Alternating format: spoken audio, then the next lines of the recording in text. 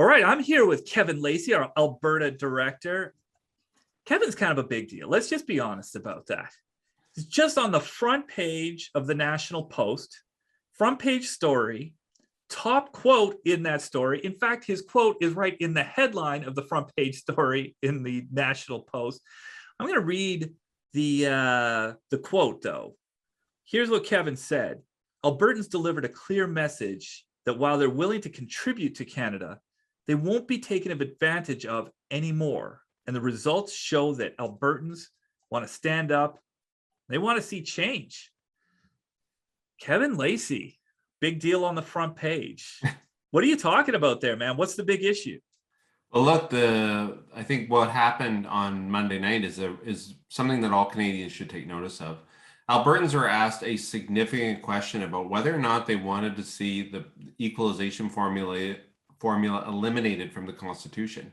That's probably the single biggest question put to Canadians on the Constitution in English Canada since the Charlottetown Accords. And as a result, we need to take it very, very seriously. And Albertans, well over 50% of them got in their car, went to a polling station to have their voice heard, that they didn't want this equalization formula. They didn't want to see Albertans contributing to Ottawa, only to see their money go to provinces that don't respect Alberta's major export, which is our energy sector. And now I think it's incumbent upon the federal government to pick up the phone, to start a conversation about equalization, how we can make it more fair for Alberta, but also for all of Canada. Yeah, it's an amazing thing to watch. I think I'm from Saskatchewan, you're in Alberta. It's been like a pastime in these provinces for a long time to complain about equalization. Cop shop at the bar, you could hear people complaining about it all the time. This is different, though, because people are actually doing something about it. Marking an X on a ballot, clear majority of Albertans saying equalization is not good enough. We have to have a talk about that. But before we get into talking about all of that, let's talk about the price tag. Equalization, what does it actually cost Albertans? Well, all of Canada costs about $20.9 billion. Albertans contribute about $3 billion of that. To put that in perspective, each and every Albertan puts in about $650 into equalization. You take that for a family of four, it's about $2,600 that is contributed in equalization. Now you have to go to the other side and look at how that money distributed. Quebec receives over 50% of the total amount of equalization that is spent. It's about $13 billion. It's a lot of money, and that means it's about $1,500 a person that goes the other way, added together for a family of four, and you're looking at somewhere around $6,200. That the total amount of money that a family of four would have transferred from Ottawa to their provincial government. And so this inequity is a huge difference, given that as the economy has changed over the pandemic, that in fact what's happened is that the income levels and the differences between the provinces have shrunk. Yet these equalization payments and the differences between Alberta and other provinces have grown. So Alberta Premier Jason Kenney has made a number of attempts to try to get this changed on the political level and hasn't been able to do it. And as a result, added this tactic in order to try to create real change and to initiate a discussion about equalization, but also this federal-provincial relations and how the money is transferred between provinces as a whole. And I think it's really stark when you sort of put that per person number in place. If you have to send $650 to somebody in a different province, I think it's legitimately a situation where that's something you want to ask questions about. What exactly is this money going for? What's it being used for? But in this case, it's not like I'm sending $650 to my buddy. I'm sending it to a government in Quebec or Nova Scotia or Manitoba. And I don't have any say about what they spend it on, whether it's doing any good. $650 is a significant amount of money. We're all paying it in these provinces that pay for equalization. This is something to talk about. Good on Alberta to get onto that conversation. But hey, let's drill down another level, though. Not everybody wakes up in the morning thinking about equalization. Let's go back to the beginning. What exactly is equalization? So what equalization was supposed to be was a way to kind of to apply the same level of services across the country.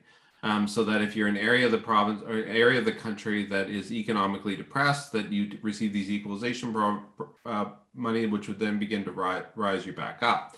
The problem is twofold. The first is that this program has been in place since 1957, and many of the same provinces that were collecting equalization at the start are still collecting equalization today.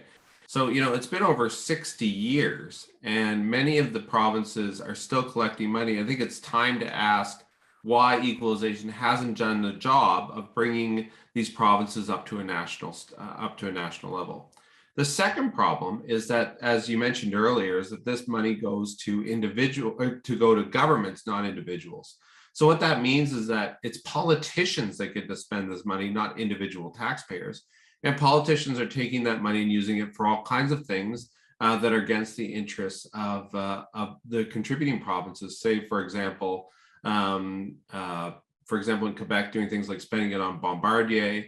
About 10 years ago, the Nova Scotia government gave Irving Shipbuilding $350 million in order to compete for a shipbuilding contract with a company in British Columbia. So imagine the absurdity that British Columbia taxpayers funded an equalization program that money then went to a province that the province used in part to outbid a competitor in their own province, and the workers in that province will lose. So it's these types of things that I think we need to change and reform, so that we have more fairness across Canada, and that the program is fair not just for the people receiving the money, but for the ones giving it. Yeah, it's funny. It's hard enough to get politicians to be responsible with taxes that they collect from people. To try to think that politicians are going to be responsible for spending money they didn't even have to collect, that they somehow got from a different part of the country. Yeah, that's a recipe for just lighting money on fire. That's really what we're talking about here. But okay, let's talk about the process here a little bit. So, big referendum campaign. We're seeing well over 50%, in many places over 60% in Alberta. We're still getting some of the final results, but Albertans have overwhelmingly and clearly said, you know what, it's time to change equalization. It's not good enough. But that's, in a way, that's the end of one fight and just the start of a whole much longer process. What happens next? Well, you're right. This is the first step, the referendum. I think the ball then goes to both Premier Kenney and for Prime Minister Trudeau. For Premier Kenney, I think it's incumbent upon him now to gain support across the country for Alberta's position, to go to provinces that give in to equalization, like Saskatchewan and British Columbia, but also to go to some of those other provinces as well, to try to build a consensus for reforms that certainly help Alberta, but also help all of Canada. I think for the Prime Minister, it's incumbent upon him to understand that this issue now isn't just an issue at the Premier's table, it's also at the kitchen table with most Albertans. And so it's incumbent upon him to recognize that Albertans have made a statement and that he should now act. Prior to this whole referendum, one of the reasons why we have it is equalization was expiring in 2018. And rather than negotiate with the provinces, the Prime Minister simply ran through the formula that exists today through a bill in Parliament. So what we're trying to prevent is that from happening again. And now it's incumbent upon these two politicians to begin the negotiations and to begin the ball rolling in order to creating a new program when the current equalization formula expires in 2024. Yeah, in fact, I recall when they extended the equalization formula in 2018, they just did it in a footnote in the budget. No consultation, no phone calls, no text back and forth to figure stuff out. Just boop, there it is, $20 billion out the door. It's interesting when we talk about, is it working? With most programs, we can talk about, is it working? We've got an intent, we've got spending. Did it achieve the intent? What do you think? Is equalization working? How do we even measure that? Look, these dollars are unaccounted for. So it's very difficult for us to know what we're getting out of this money when we're giving it to provincial governments, and they're able to spend it at will. The second thing is that provinces, while they're making gains, have still not made have reached the national average. And so this program that is supposed to bring them up hasn't succeeded in doing that. Now, as provinces do improve, it has little to do with equalization. It has more to do with changing economies, movement of people as a result of the pandemic, things like this that have nothing to do with equalization at all. So as a result, I think that's one of the reasons why Prime Minister Trudeau should be moving quickly and beginning negotiations. Is if you had any program in Ottawa that wasn't working for 60 years, I think the question is, why would you continue it? I think that's a fair chance. You've given something a chance when you've given it 60 years that hasn't started working yet. It's interesting. You're from originally from Nova Scotia. I'm from Saskatchewan. Both provinces have gotten equalization. Nova Scotia continues to. Here in Saskatchewan, it's a little bit of a different perspective. We used to get equalization all the time. Now we don't, and it's frustrating that we're paying into equalization. But I tell you what, I don't want to go back to a province. I wouldn't want Saskatchewan to go back to a time when we got that money. We're getting screwed when we're losing that money, but you get screwed worse, I would argue, when you receive that money. That money, it has some unintended consequences. Why is equalization bad for the provinces that get the money? Well, I think two things. First is that it's a regional distortion, so it prevents provinces from conducting reforms with the amount of money that they have. Rather, instead, what they do is rely on federal government money to continue programs in their own provinces that either don't work or waste taxpayer dollars. And I think the second thing, which is, as a Nova Scotian, is kind of a big deal for me, is that there should be a sense of, and I think there is a sense of pride what people have in the province. And I think most people want to see the government move away from equalization, which is one of the reasons why I think why reform is so needed, is that it's not just a request by those provinces that pay into, it's also the ones that are receiving. New Brunswick, for example, years ago had a policy of getting themselves off equalization and being able to stand on their own 2 feet. So they're also interested in getting away from this program and instead being able to fund their own programs through their own means. So I think that's where I think as we go forward, where we should be really encouraged is that I think there's a real will out there amongst recipient provinces, particularly those in the Maritimes, to stand on their own feet and be able to fund their own interests. Yeah, and you know what? We've heard that from Premier Legault in Quebec as well, saying that it's going to be a process, but Quebec needs to be self-sufficient as well. It's good to hear that sort of thing, but talk and action are not always connected. So we need to see that. Okay, now I don't want to get behind the scenes too much here, but Kevin Lacey, you spent an awful lot of time working on this referendum. The Canadian Taxpayers Federation has been pounding away on equalization for years. You were at the pointy end of the stick on the referendum, did a ton of media interviews and planning and campaigning.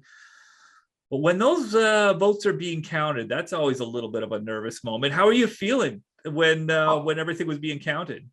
I think the result was kind of what we had expected. We knew that the vote would be closer than many observers felt it would be. There was a concerted effort by some academics to make this more about other issues like the Premier's popularity or other things which are unrelated to equalization. So I think as we were watching the results, we were feeling pretty good how those numbers come in, and the final numbers will come in on Tuesday, the 26th, and we'll be able to get a full picture of what they all were. Awesome. All right. Well, hey, listen, congratulations. You worked your tail off. The results show that's a good thing. Obviously, a lot more fight to fight on equalization. We're going to continue to move on that. And we will have links in the show notes to Kevin's front page story in the National Post. Thanks a lot. Thanks. Hi, I'm Scott Hennig, president of the Canadian Taxpayers Federation. If you've got another minute, I'd like to ask you to think about the one person you know that would really enjoy listening to this podcast. Do us a favor and do them a favor and send them a quick note to let them know about it. At the Canadian Taxpayers Federation, we believe there is power in numbers. That's why we've worked so hard to build an army of taxpayers who are ready to push back. And we did it because people like you shared our work with that one person that they knew would really appreciate taking part. Thanks for listening, And thanks for doing your part to make Canada a better place.